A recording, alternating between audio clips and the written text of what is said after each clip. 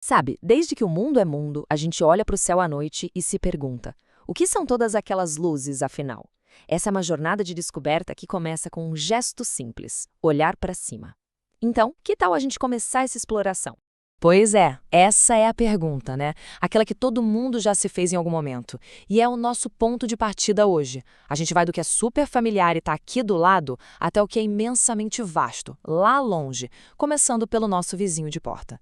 E a nossa primeira parada nessa turnê cósmica é um rosto bem conhecido, né? O objeto mais familiar do nosso céu noturno. Pensa só, há milênios ela está lá. Essa presença constante, inspirando mitos, calendários e até o ritmo dos nossos oceanos. E falando nela, aqui está a Lua. Mas olha, ela é muito mais que só uma luz no céu, viu? É a nossa única companheira natural, presa numa dança gravitacional com a Terra, há bilhões de anos.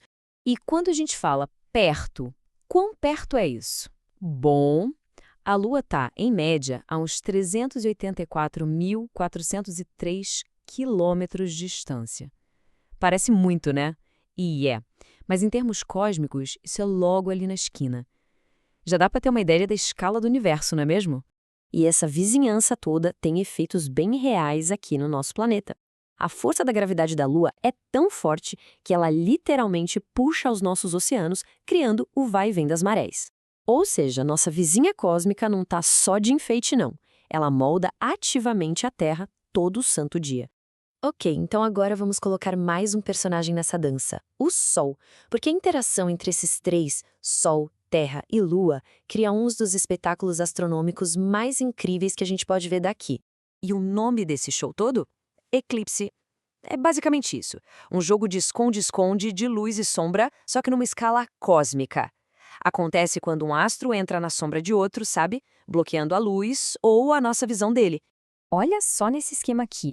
Tudo depende do alinhamento preciso entre o Sol, a Terra e a Lua. Dependendo de quem fica no meio, o resultado é um tipo de eclipse totalmente diferente. Bora ver como cada um funciona? Primeiro, vamos olhar o eclipse solar, essa parte de cima do desenho. O que acontece aqui é que a Lua, na fase nova, passa bem na frente do Sol, na nossa linha de visão. A sombra dela é projetada numa faixa bem pequena da Terra, e para quem está nessa faixa, nossa, por alguns minutinhos incríveis, o dia vira noite. Agora, vamos para a parte de baixo. No eclipse lunar, a ordem muda. É a Terra que fica no meio, entre o Sol e a Lua. O nosso planeta acaba bloqueando a luz do Sol e a nossa sombra cobre a Lua cheia. É por isso que ela muitas vezes fica com aquela cor avermelhada, sabe? Fica bem claro como essa dança cósmica cria esses eventos fantásticos, né? Beleza, agora que a gente já falou da Lua, que tal dar um passo para trás e ampliar o nosso olhar? Vamos conhecer a família completa que orbita o nosso Sol. Então, bem-vindos à nossa vizinhança cósmica. Começando lá pertinho do Sol, temos o pequeno e quente Mercúrio.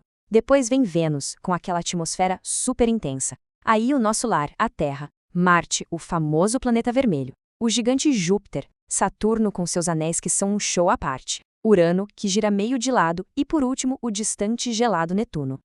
Ah, e isso levanta uma dúvida bem comum. Qual é a diferença entre um planeta e uma estrela? É mais simples do que parece, olha só. Estrelas, como o nosso Sol, produzem e emitem a própria luz. Já os planetas, eles não brilham por conta própria. Eles só refletem a luz da estrela que eles orbitam. E olha que exemplo perfeito disso, Vênus. Ele é tão brilhante no nosso céu que até ganhou apelidos como Estrela da Manhã ou Estrela d'Alva. Mas, na verdade, é um planeta. Aquele brilho todo é só a luz do Sol batendo na sua atmosfera super densa. Por isso que ele é o primeiro pontinho de luz que a gente vê quando o dia está nascendo ou o último quando a noite chega. Ok, agora vamos forçar a vista e olhar para muito, muito mais longe. Para as estrelas.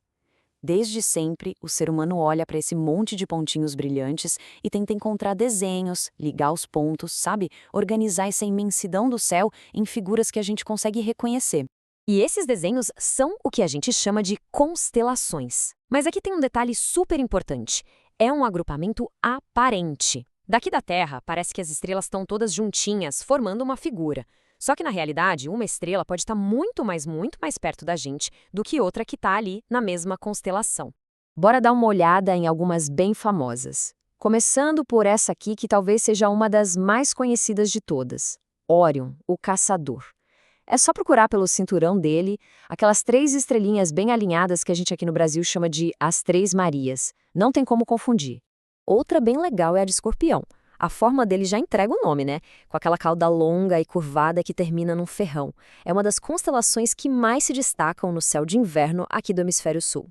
E claro, não podia faltar o Cruzeiro do Sul. Para quem está aqui no Hemisfério Sul, essa constelação é mais do que um desenho. Por séculos, ela foi uma ferramenta de navegação fundamental, um verdadeiro GPS do céu, sempre apontando para a direção sul.